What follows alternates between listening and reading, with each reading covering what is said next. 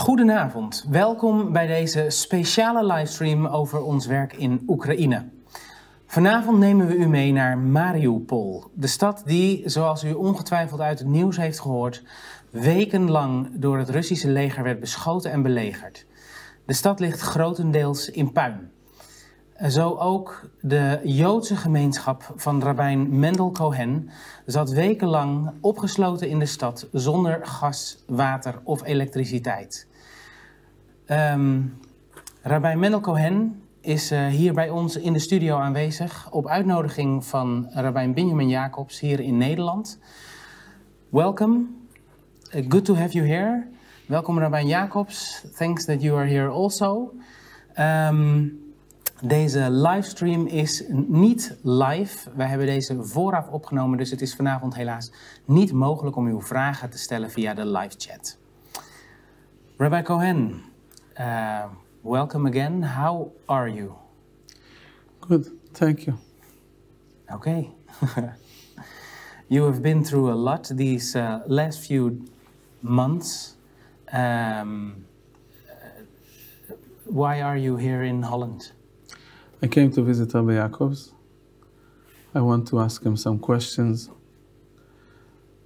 In fact, he visited Marioepol in the beginning of the war, in 2015. And later on, we established a very special connection with the Rabbi and Christenen Voor Israël. I remember that I picked up the phone in my office in Mariupol, Ukraine, the old synagogue in Pievskaya 6. And I told the rabbi, I don't know, I have a feeling that, you know, it's not finished yet. And he said, you have to continue your work. When the time, if something happened, we'll speak. And that time has come. Unfortunately, yes. Yeah.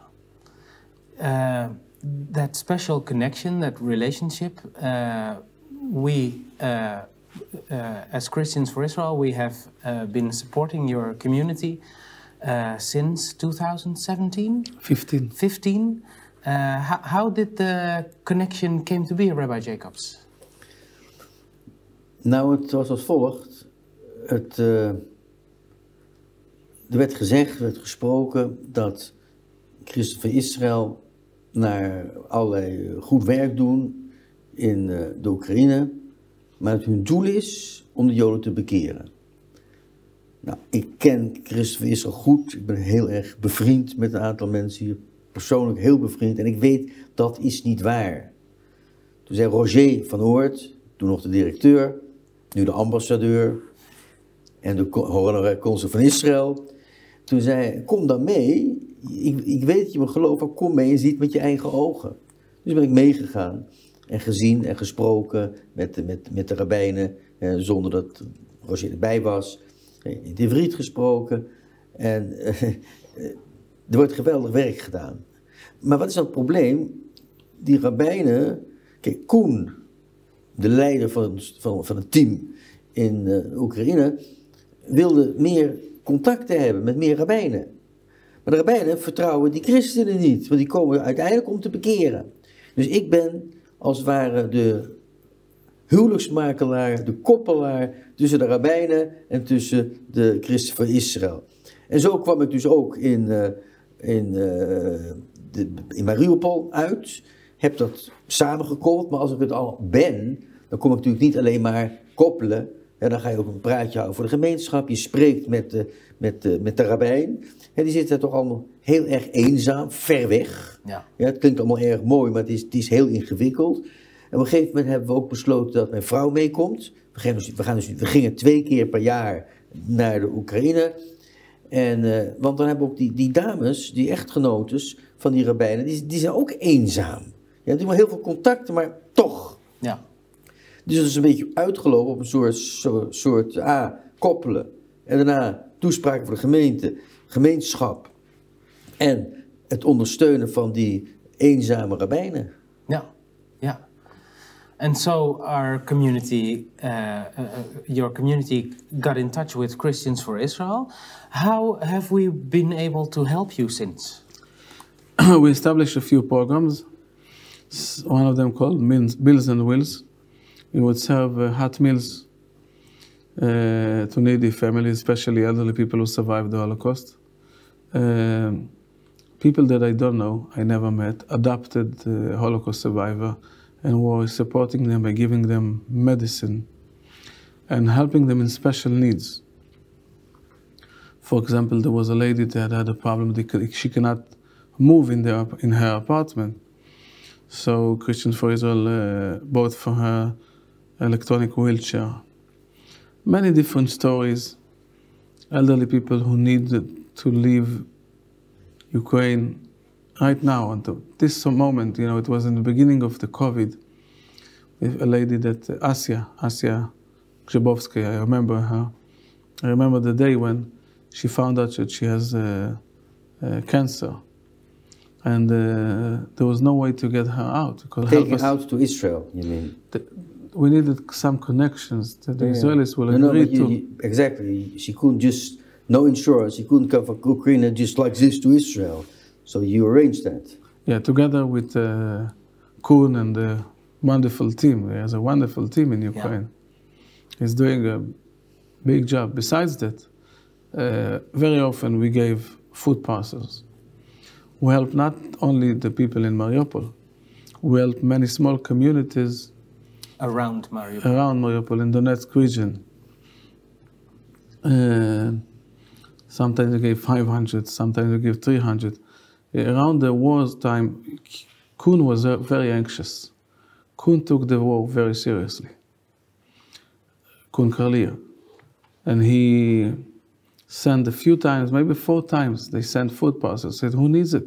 No, we have to buy more and more and more, and you have to give more, because people should be ready. And some families, members of the community, Jewish people, survived because of these packets they had home. Wow. Yes. So this is our special connection. I think we became very close friends with Kohen, Sarah. She came several times, and Ben, Roger. Yeah, yeah. These the community in Marioepol, the Jewish community. You were their rabbi. Can you tell us something about the community? What it was like? The Jewish community in Marioepol was not a very big community. It was a medium-sized community, you know, compared to other communities in Ukraine. We had maybe 1,500 people who were registered in the community. We knew that there is much more in town. We had Jewish life around the Jewish calendar. Celebrated Rosh Hashanah together, Yom Kippur. We had a very nice festives, Purim, Pesach, Shavuot. We had family camps also. Family camps were supported by Christenen Voor Israël. What was special about our community? I think that people were very close one to the other, especially after the first invasion, after 2014. Those who left in town, the refugees who came from Lugansk and Donetsk, they were hugged by our community. We became very close to one each other. We know that we are together, and it was especially during the war, how people carry one to the other. Where is Alexander? Where is Boris? Where is Natasha? They cared one for the other very much. Very close one to the other. Yeah. It's a pity that we are not together anymore. They are all over the place. I'm happy for those who made their way for Israel. I pray for them that they will find jobs and it was easy absorption in Israel. Ja. Over die gemeenschap in Marioepol. In 2019 bezocht Sarah van Oort de Joodse gemeenschap in Marioepol. In betere tijden. En zij sprak daar met de ouderen van de gemeenschap.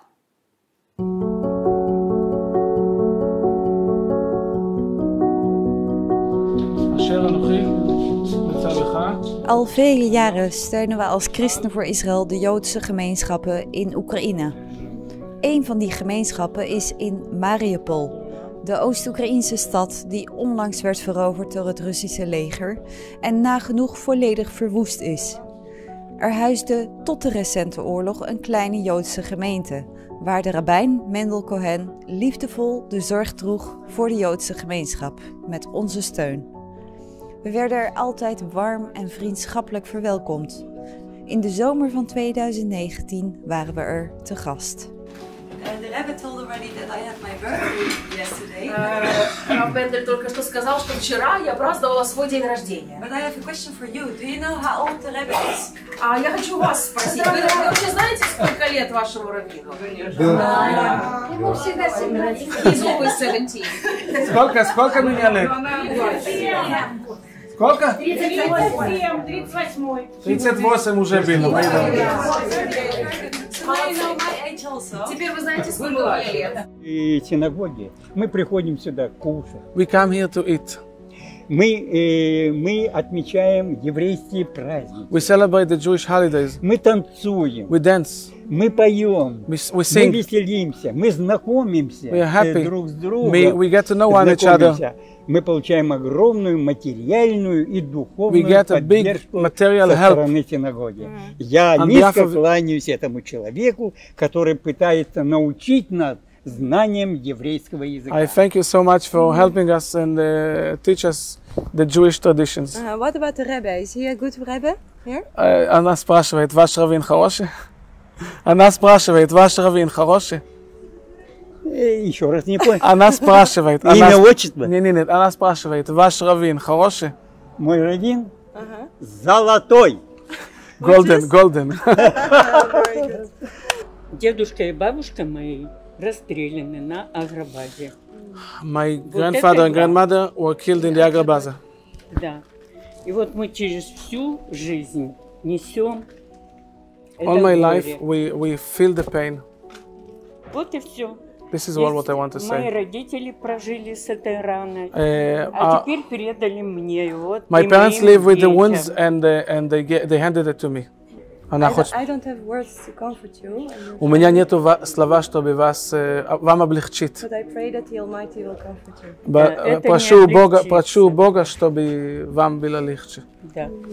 Спасибо. Спасибо. Все. Всего доброго. Спасибо вам. I wish you the best. Thank you for your support. Вы много делаете. We're для doing a lot for поддержки our нас. community. We're not coming once, we always come back. Она сказала, что она еще придет. Спасибо вам большое. Where did you go before the Rebbe came to Marioepol? куда вы ходили раньше, чем я сюда пришел? Никуда. You didn't Nowhere. go to Shul. Я не знал, я остался один I was the only one who survived с мамой. with my mother. Остальные погибли. All the rest, just me and my mother, all the rest were killed. Погибло больше 30 человек. More than 30 people. Детей 17. На Агробазе. На Агробазе. На Агробазе, 17 of them are kids. Вот. Поэтому я язык еврейский не знал. This is why I don't speak Yiddish or Hebrew. There was nobody to teach him. Nobody to teach them. Rabbi Cohen, these are beautiful images of a very lively community. You already said that the community now is scattered all over the place. How is the community now? First of all, it was a beautiful piece of it. It was very special to see it. I saw the Baruch family that we were able to evacuate. The Holocaust survivor, Irina and Alexander Semyonovich, and her daughter Raisa. They were able to escape Mariupol? We evacuated. Yes.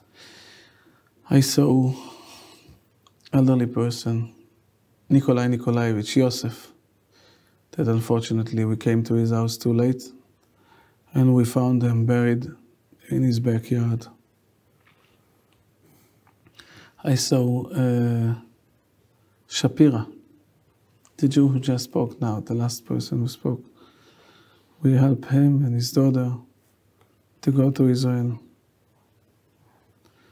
I saw the lady that we evacuated on the 31st of May for Russia.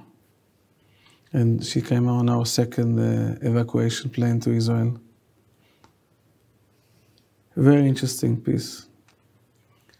You know, I think that we always appreciate the past, or we think that maybe it'll be a brighter future. You know, our sages telling us that the best day in our life is now, is today. You know, an elderly man from our community, when he came to Israel, he told me in Russian, "Кажется, мы жили хорошо." It looks like we had a good life. Yeah. Yeah.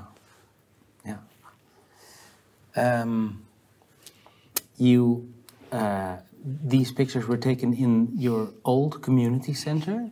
You had taken up a new residence in a new community center in Marioepol.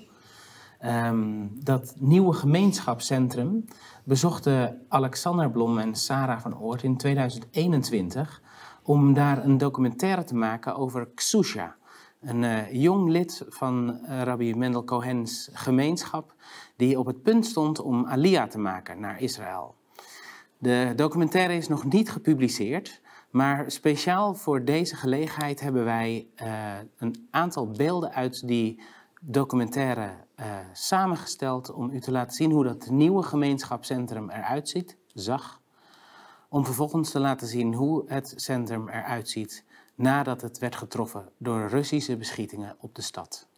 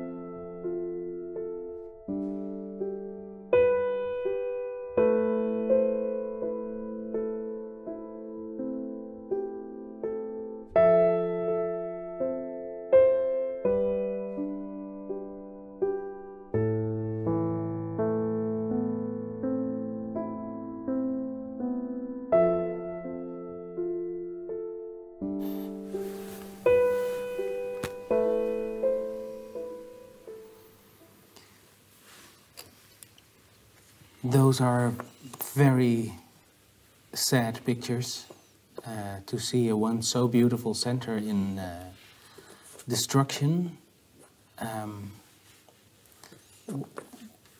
What does it mean to you when you see these pictures? We are speechless. It's very hard to see it. You know, it's interesting that we are very much attached to the older building because 15 years I worked in the old building. Weddings, circumcisions, bar mitzvah, holidays. The new building, it was a place that never fulfilled its destiny. Yeah, we never made it. Because of Corona, many people didn't show up. So we had very nice events, classes and prayers. We had a beautiful Rosh Hashanah, Yom Kippur. an outstanding Sukkot. I wasn't there for Rosh Hashanah. My daughter was born 3 days before Rosh Hashanah. I was there for Yom Kippur. I was there for Sukkot. I was there for Simchat Torah. Only now I see that Simchat Torah was saying goodbye to the people. Because this was the major holiday we celebrated in Marioepol. You are not unable to make a big Hanukkah. We had a very small Hanukkah events. Usually Hanukkah, we had a lot of activities, but because of Corona, we visited many families. We went to other cities in the region. Well, it was, in a way, I remember Hanukkah, the last Hanukkah was a sad Hanukkah compared to the previous years. Miraculously, a man of our community, Evgeny Bleichman, took the risk, and in the beginning of the war, he went to the synagogue, he took the 4 Torahs out, and he put it in my basement. Unfortunately, all other books and the Torah crowns torn into ashes.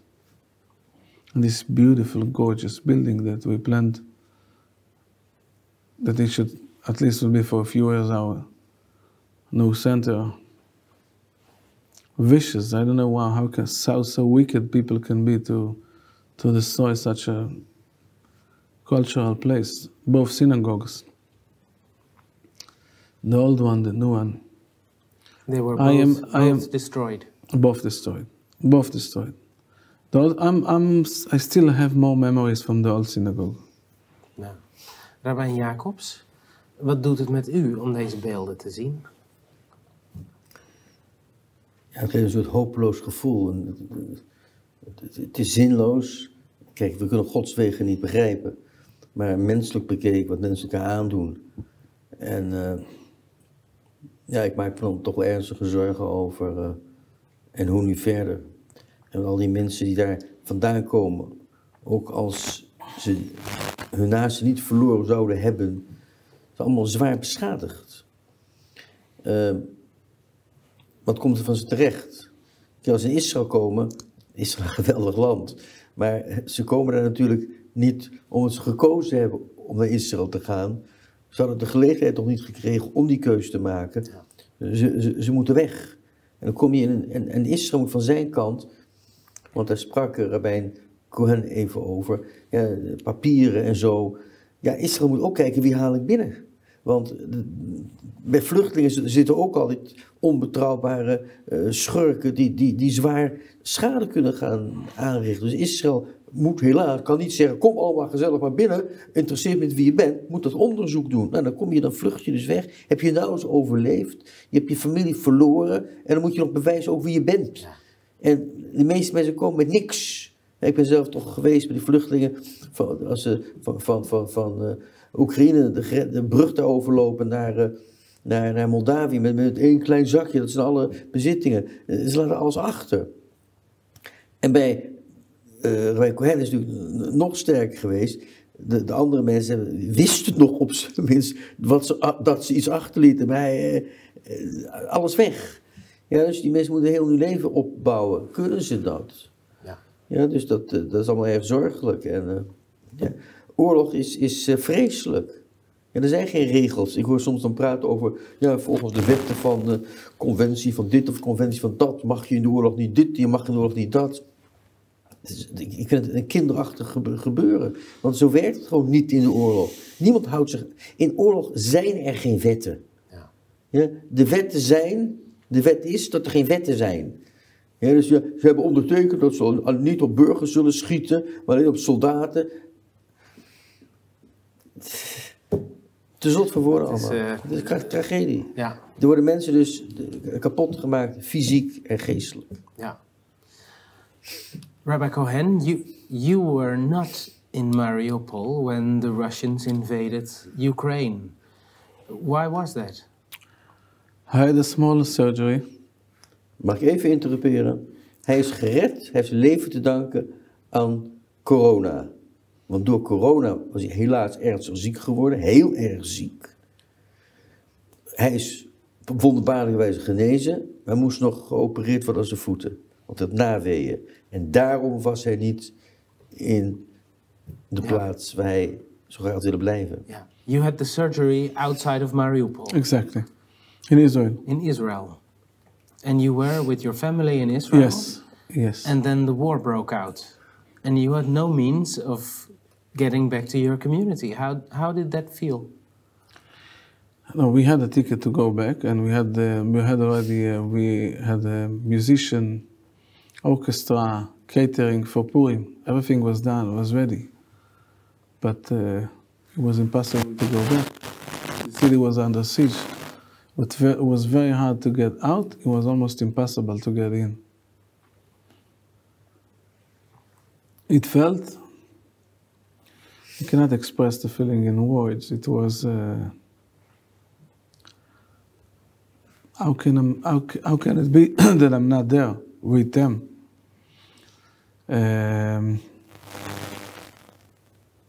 We felt powerless, we felt helpless, we felt everybody that was involved, because every other day bring more and more and more bad news. It became worse and worse and worse. In the beginning, I saw the pictures last, like now, that other communities, Kherson, Chernovtsi, Kiev, were able to evacuate people. And our people, they all stayed behind. And very soon nobody was able to speak. There was no communication at all. You were, from the beginning of the war, you weren't able to get in touch with your community? No.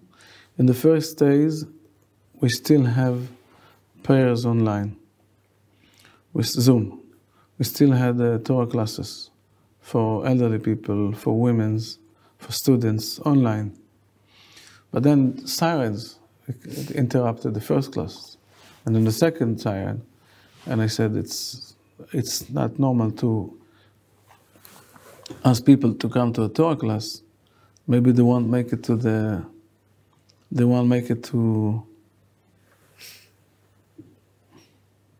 shelter. So we stopped it, but we SMS'd, WhatsApped, we have phone calls.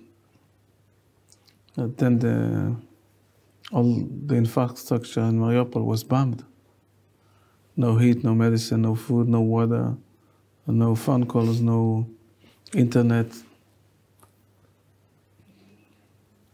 From time to time, somebody managed to go to the 9th floor, and somehow he managed to recharge his phone. He used the car or whatever.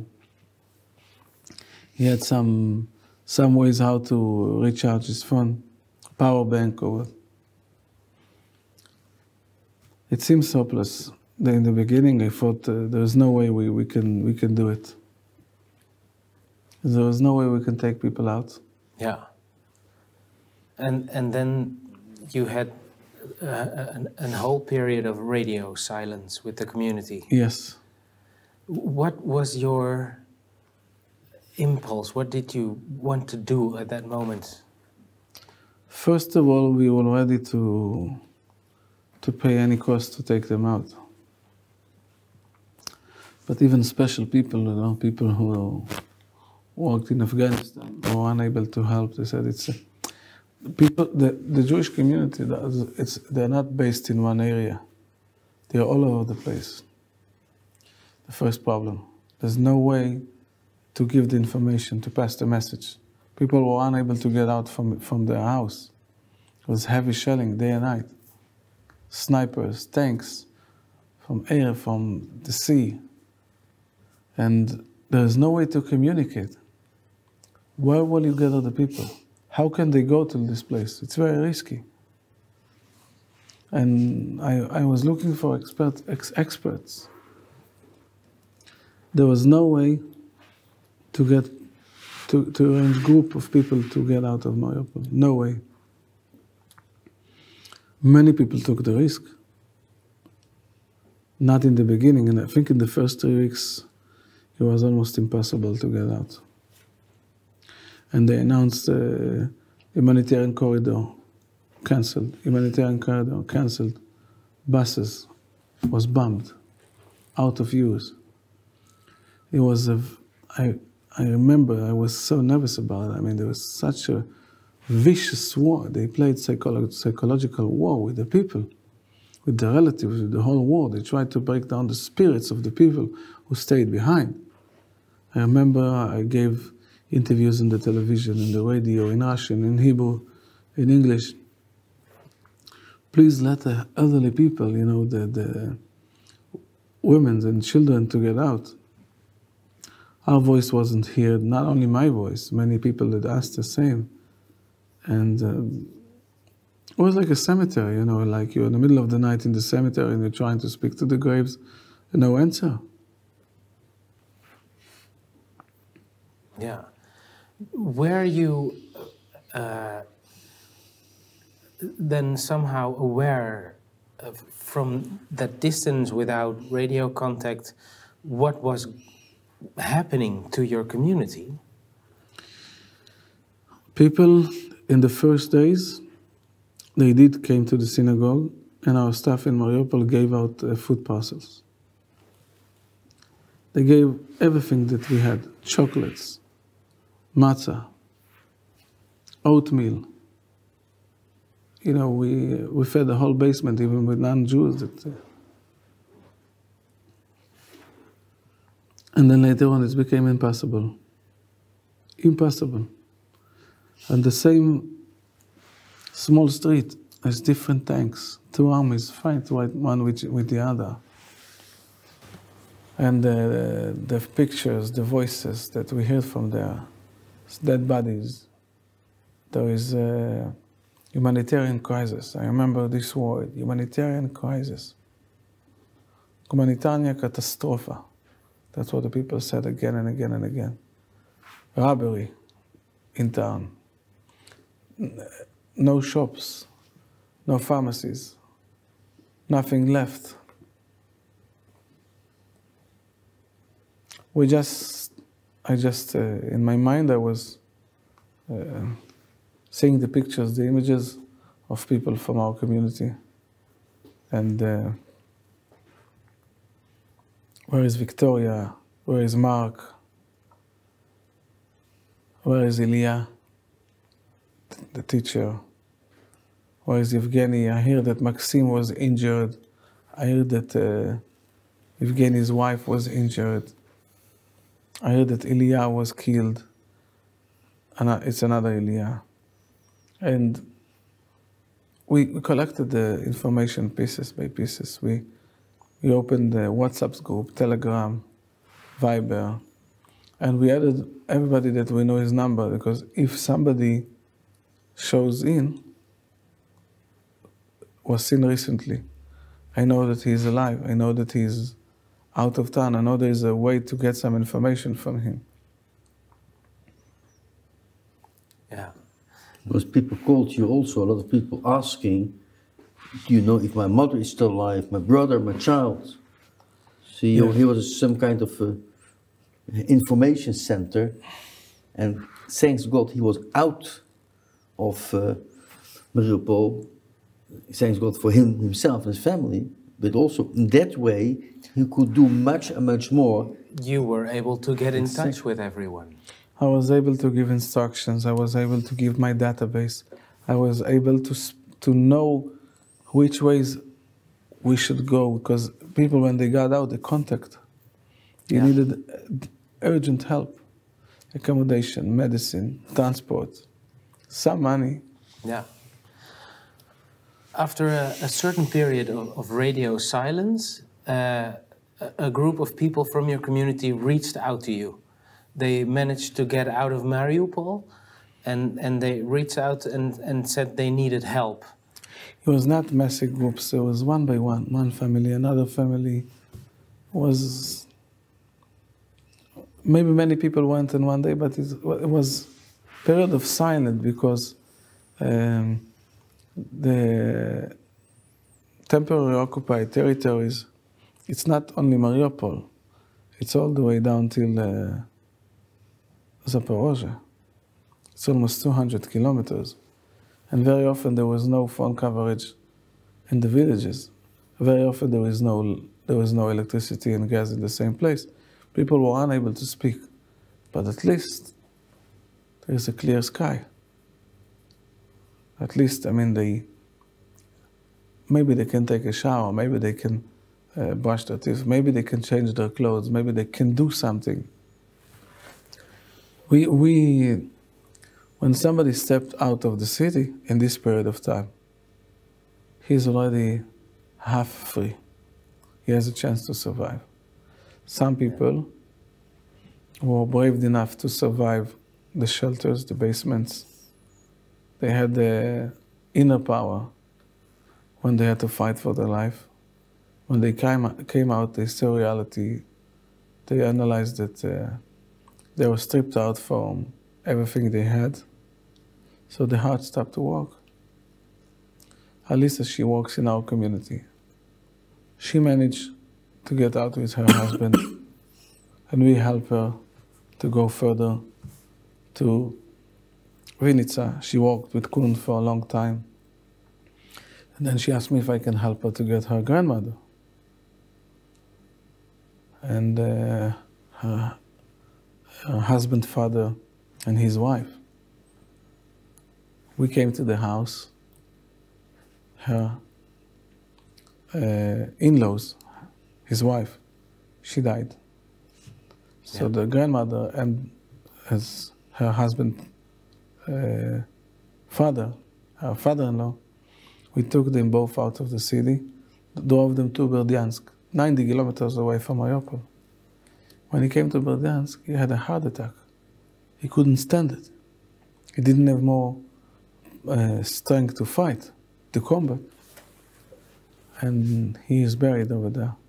There was not even, we have, unfortunately, sometimes we were successful, sometimes we came too late. Sometimes even those who came out. Een van die tragische verhalen uit Oekraïne die ons onlangs via het wereldnieuws bereikte, was het overlijden van Wanda Semyonovna. Deze 91-jarige Holocaust-overlevende was ook lid van de Joodse gemeenschap van Rabbijn Mendel Cohen. Zij overleed in een kelder in Marioepol. En in 2019 bezocht Sarah van Oort samen met Rabbijn Mendel Cohen deze mevrouw en maakte daar een korte reportage. Здравствуйте. Здравствуйте. Дорогой, проходите. Здравствуйте. Здравствуйте. We took some flowers for you. Ой, спасибо, спасибо. Пожалуйста. Это я уходила на пенсию. Это было мне 65 лет. She was 65 years old. Да, 65 лет. А вам сейчас сколько? А мне сейчас 87. Now she's 87 years old. 87. И вот это вот мне сейчас сфотографировали. Это я вам подарю. You have a lot of medals. You have a lot of medals here. It's a gift for you, Sarah. It's a gift for you. Спасибо. Она вам даст вопросы, я перевожу. Ее зовут Сара. Сара. Сара. Сара. Сарочка. Сарочка. Да, That's what you конечно, call me.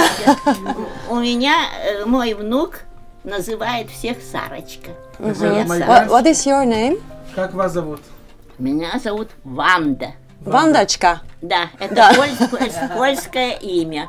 Польское имя, потому что моей маме были очень тяжелые роды, и принимала у ней врач полячка. My mother had difficulty when she gave birth to me, and the doctor who delivered the birth was a Polish. Если будут благополучные роды, я назову свою дочку в честь вас Вандой. She said, if everything will be okay, I will name my daughter in your name, Wanda. Can you explain me how life is here in Mariupol the last few years? Не могу сказать, что хорошо. Не могу сказать, что хорошо. Хес, это самое, синагога мне помогает, спасибо им большое. И лекарства выдают, и обеды выдают, и все, что надо. Als 10-jarig Joods meisje zat Wanda ondergedoken en overleefde zo de gruwel van de Holocaust.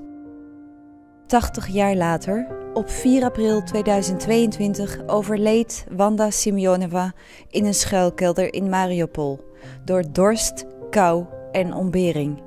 Zij zal altijd in onze herinneringen blijven.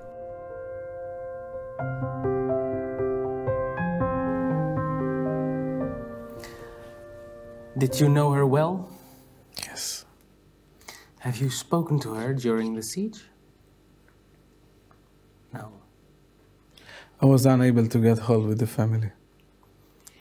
Very special footage. Yes. She was a very positive woman. She didn't take nothing for granted. No. How did you learn of her passing away? Her daughter found her way to Russia without me. I didn't have the merit to evacuate her. And she was telling me the story. She cried her soul out. She remembered how her mother was lying in bed and crying or asking for peace of mind.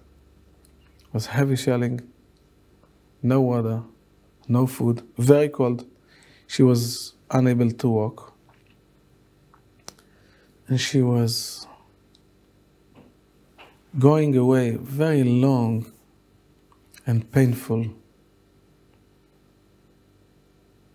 It was when I spoke with her several times, with Larissa, her daughter. Then they had to carry her out in the middle of heavy fire and to bury her in the park next to their house. Yeah. Terrible. These people who survived the Holocaust, they couldn't find a peace in the last days in this world. She was a member of our community. She used to come from time to time. We met her many times. If she needed medicine, Christenen Voor Israël was there for her. She got hot meals. It's devastating to think about the elderly people, member of our community that died. I was looking for Mr. Glazin, and he was not in his house. Nobody knew where he was. You look on these people, they look terrible, horrible. People that didn't take a shower, they didn't shave. Nobody knows nothing. Everybody looks at you like. And then one neighbor says, "Come with me." It wasn't me, showed to the volunteer. You see a little mountain, and there's 3 neighbors lying one next to the other. And he is there. He's one of them. Ja.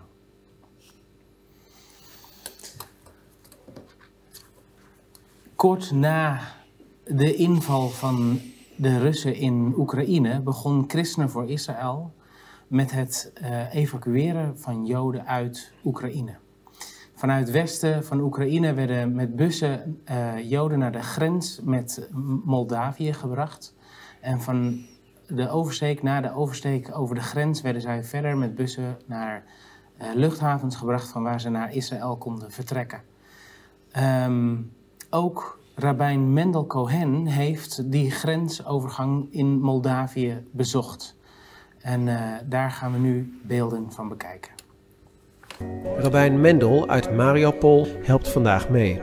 Zijn stad is kapot gebombardeerd en vele van zijn gemeenten konden de stad niet uit. Ondanks al de pogingen van de rabbijn. Hij bidt met iedereen het Shema Israël. Het gebed wat een Jood bidt in diepste nood. Давайте скажем вместе, пожалуйста. Шма. Шма. Исраэль. Исраэль. Адонай. Адонай. Элохейну. Элохейну. Адонай. Адонай. Эхад. הריני. הריני. מקבל. עליי. מצוות. עשה. של. ואהבת. לרעך. כמוך. Раз мы здесь, значит у нас есть еще что делать на этой.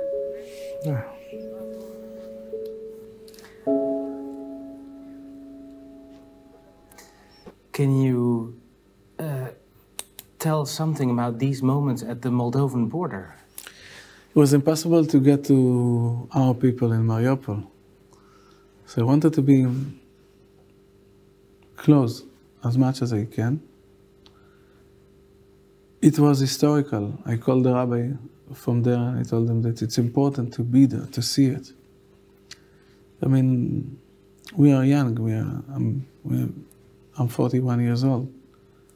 And to see it, it's the stories like, you know, European Jews, how they run for their life without nothing.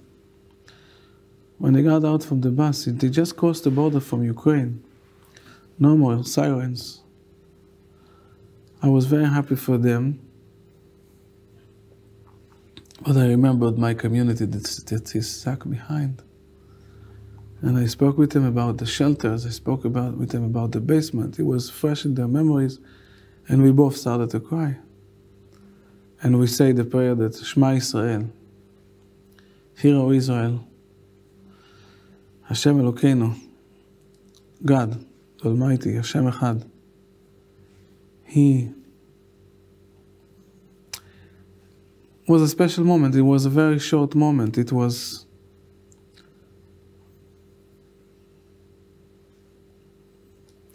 it's interesting that sometimes you don't need a language to express the feeling and the emotions, and I didn't know none of them.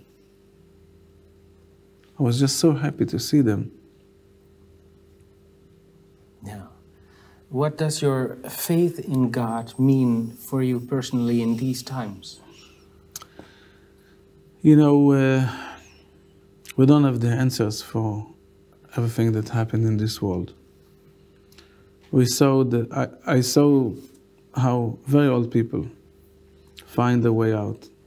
For me, it's a miracle. I saw that God. I was witnessing several times how God is protecting me, and He's sending good peoples to make sure that I will be able to continue my mission in this world. I saw it when the attack on our synagogue. I saw it when I had the COVID. I saw it before the war that I wasn't able to be there. I was keep asking myself again and again and again, why is it? Why I'm not there? And then I understood that God prepared for me a mission to be there, to have some guidance, to share the voice.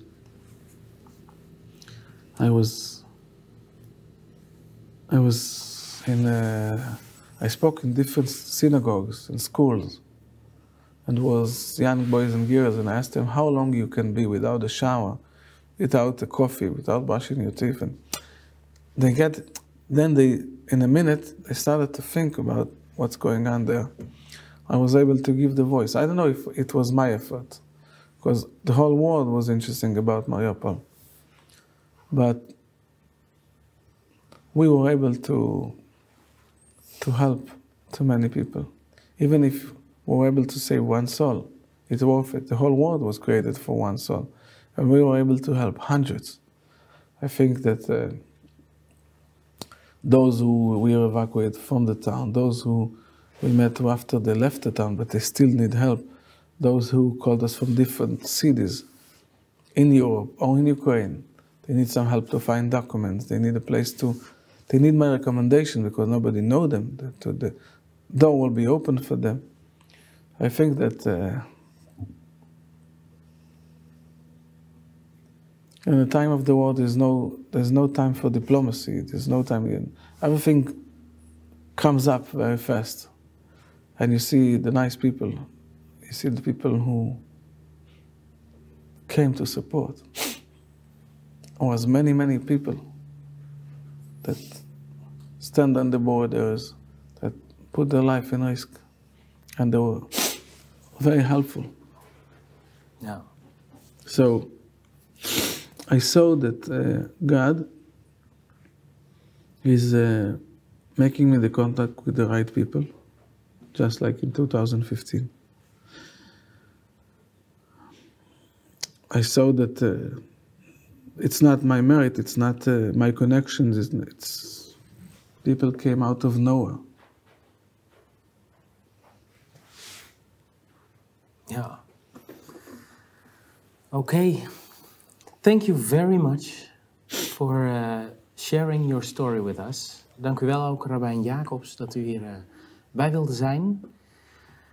Ik wil u hartelijk bedanken voor het kijken naar deze bijzondere livestream over de situatie in Oekraïne en specifiek in Marioepol. Het werk in Oekraïne is nog lang niet klaar en er is nog veel hulp nodig. We willen u daarom vragen om het werk te blijven steunen. Dat kan via cvi.nl/noodactie en in beeld verschijnen diverse mogelijkheden om deze actie te ondersteunen. Hartelijk dank voor uw aandacht, hartelijk dank voor het kijken, hartelijk dank voor uw steun. Ik wens u nog een hele fijne avond en tot een volgende livestream.